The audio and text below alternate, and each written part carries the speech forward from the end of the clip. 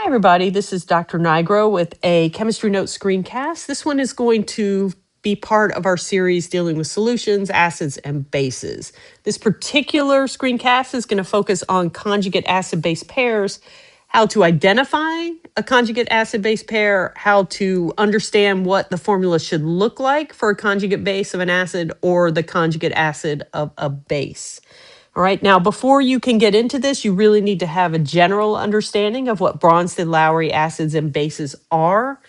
You can get that understanding by looking at the previous screencast that covers that material. All right, so let's start with some definitions. All right, that first one is that when a pair of molecules are related by the loss or gain of a H plus, this is also known as a hydrogen ion, they are classified as a conjugate pair. All right. Now, that conjugate pair can be acid and conjugate base or base and conjugate acid. But the key is you've got one of each, an acid and a base. All right. In any acid-base reaction, you should be able to identify the acid and the base on the reactant side and their conjugate acid-base on the product side. All right, so this is important. All right, acids and bases are on the reactant side, conjugates are on the product side. All right, so we always have our acid and base and they react. When that reaction happens, they form a conjugate base and acid. All right, we need to be able to connect the members of the conjugate pair with arrows above or below the reaction, and then we have to label everything. Now, when you are finished labeling, you need to check your work because this is where we tend to lose points. All right, each conjugate pair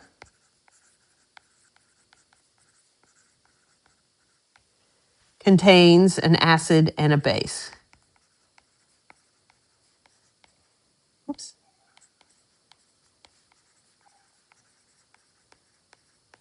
All right. On the reactant side, there is an acid and a base. All right. On the product side, there is a conjugate acid and conjugate base. All right. So again, when you're finished labeling an acid-base reaction, you need to check. Do you have in each pair an acid and a base? Do you have on the reactant side an acid and a base? Do you have on the product side a conjugate acid and a conjugate base?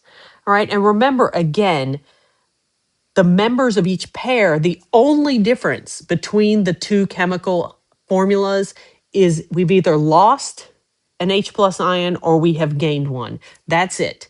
All right. There should be no changes in things like nitrogen or oxygen or chlorine or bromine. That should all look the same. It is literally the movement of an H plus ion from one substance to another, and that is it.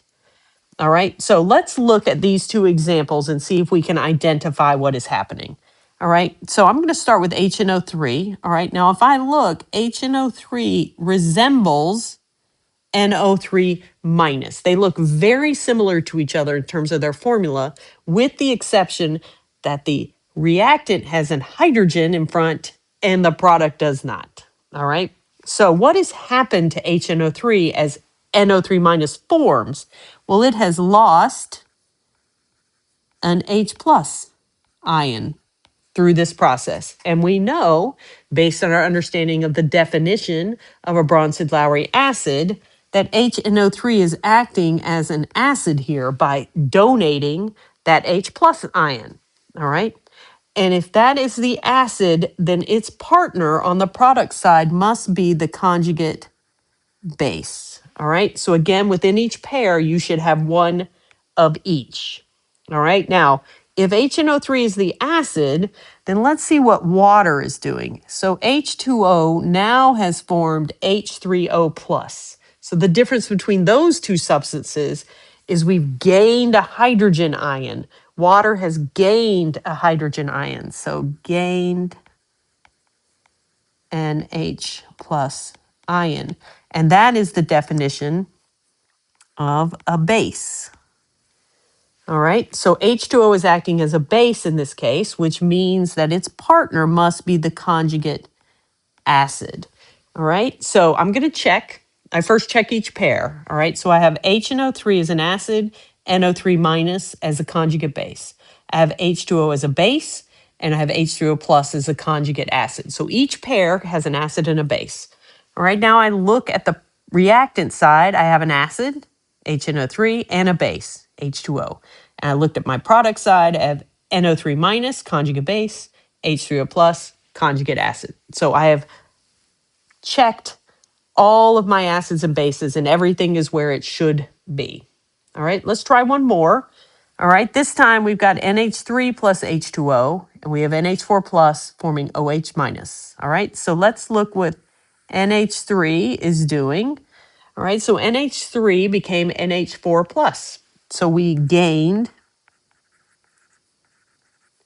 an H plus ion, and that is what a base would do, which means that NH4 plus must be the conjugate acid. All right, at the same time that that is happening, we have water becoming OH minus, hydroxide. All right, so what we see is we went from H2O to OH minus, so we lost an H plus ion here, which means H2O is acting as an acid, and OH minus must be its conjugate base. All right, so again, we check within each pair. I have a base and a conjugate acid for NH3 and NH4 plus. I have an acid and a conjugate base for H2O and OH minus. On the reactant side, I have a base, NH3, and an acid, H2O. And on the product side, conjugate acid, NH4 plus, conjugate base, OH minus. So I know that I have labeled everything correctly. All right, now the last thing we should be able to do is have a formula and predict what the conjugate's formula should be if we're told whether we're dealing with an acid or a base. All right, so let's take this first table. If we're taking an acid and we want to write the formula of its conjugate base, well, then we need to look and see what that formula would look like after it is lost H plus. All right, so HCl would become Cl, no hydrogen, and the charge becomes -1. All right, so remember what we're generally doing as we go from our compound to our conjugate, we need to lose a hydrogen and decrease the charge by 1. All right, and that's exactly what happened here. We went from neutral, or a charge of 0, to -1. So we dropped the charge by 1. And we dropped the hydrogen. H2O, that H2 becomes OH minus. And there's our hydroxide ion. All right, HNO2, we drop this outer hydrogen. We have NO2 remaining. Whoops. And we drop the charge from neutral to -1. All right, then HSO4 minus, we drop this hydrogen, so we have SO4, and we go from -1 to -2. All right, so that's what our conjugate base formulas would look like if we took our acids through the reaction. All right, now for this other table, we have a base, and we're going to convert that to a conjugate acid, so we need to gain a hydrogen ion. All right, so what that means is when we move from our base to our conjugate, we're going to gain a hydrogen in the formula and increase the charge by 1. All right, so HCO minus is going to gain a hydrogen. So now instead of 1 hydrogen, we have 2 CO3, and our negative charge goes up by 1 and becomes neutral. So it's just HCO3. H2O becomes H3O, and our neutral charge becomes +1. NH3 gains a 4th hydrogen and becomes NH4, and we go from neutral to +1, and then Cn minus, we put the hydrogen out front, so we have HCN, and our -1 charge becomes 0.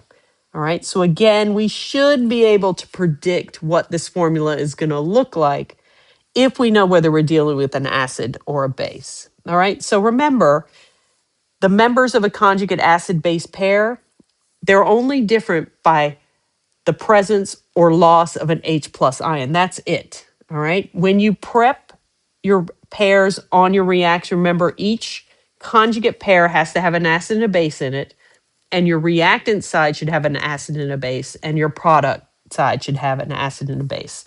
One last point, all right? There are some substances, such as water, which can act as an acid or a base, all right? And when that happens, they have a particular name, and that is amphoteric.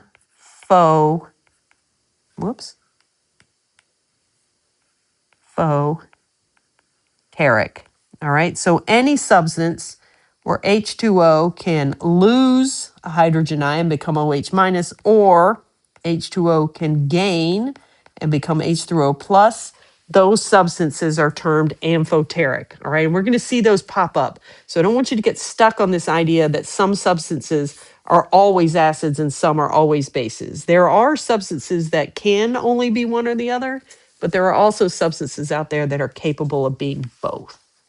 Okay? All right. Let me know if you have any questions.